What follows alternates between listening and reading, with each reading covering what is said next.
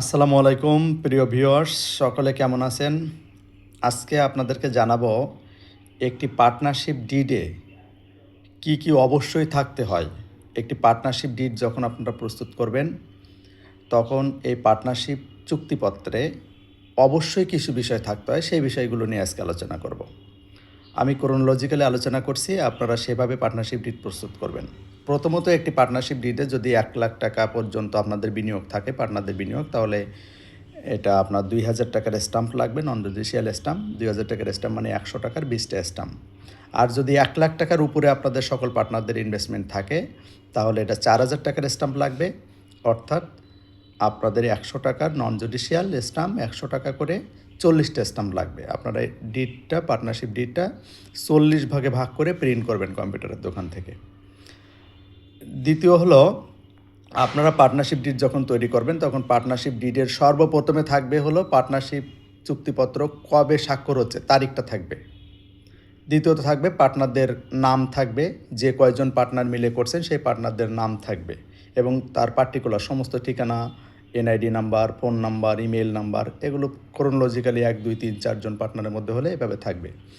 সবচেয়ে most important হলো একজনকে ম্যানেজিং পার্টনার করতে হবে। তার মানে পার্টনারদের ডেজিগনেশন থাকতে হবে। প্রত্যেকের পার্টনারের নামের পাশে আপনারা লিখবেন সে পার্টনার, পার্টনার, পার্টনার, এভাবে লিখবেন। আর একজনকে দিবেন হলো ম্যানেজিং পার্টনার। তৃতীয় হলো, আপনাদের পার্টনারশিপের যে নাম, কোম্পানির একটি নাম, পার্টনারশিপ ফার্মের যে নামটা থাকবে সেই নামটা দিতে হবে। তারপরে আপনার থাকবে হলো পার্টনারশিপ ফার্মের ঠিকানা থাকবে, রেজিস্টার্ড ঠিকানা, যে ঠিকানা আপনার ট্রেড লাইসেন্সও করবেন পরবর্তীতে ডিড করার পরে।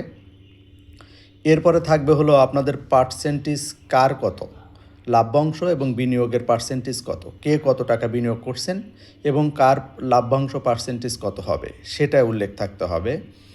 তারপরে উল্লেখ থাকতে হবে আপনাদের পার্টনারশিপ ফার্মের যে নেচারের বিজনেস করবেন, এই পার্টনারশিপ ফার্ম দিয়ে আপনারা যে বিজনেস করবেন সেই বিজনেসগুলো এখানে উল্লেখ থাকতে হবে। যদি এই পার্টনারশিপ ডিডের মধ্যে নেচার অফ বিজনেস উল্লেখ না থাকে, তাহলে আপনার ট্রেড লাইসেন্সে সেই নেচার অফ বিজনেসটা উল্লেখ করতে পারবেন না। সুতরাং সবচেয়ে গুরুত্বপূর্ণ বিষয় হলো আপনাদের পার্টনারশিপ ফার্মে যে ডিডটা করবেন, এই ডিডের মধ্যে অসংখ্য নেচার অফ বিজনেস, ব্যবসায়িক ধরন, ব্যবসার ধরনগুলো উল্লেখ থাকতে হবে।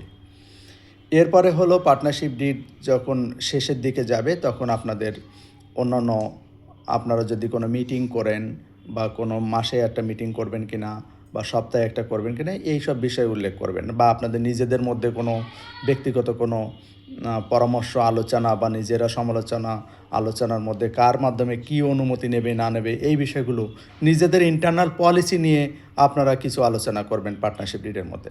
সর্বশেষ যখন পার্টনারশিপ ডিডের লাস্টের পাতায় আপনাদের সবার সাইনের জন্য নিজের নাম ঠিকানা লিখবেন পার্টনারদের, এবং সাক্ষীগণের নাম ঠিকানা আসবে।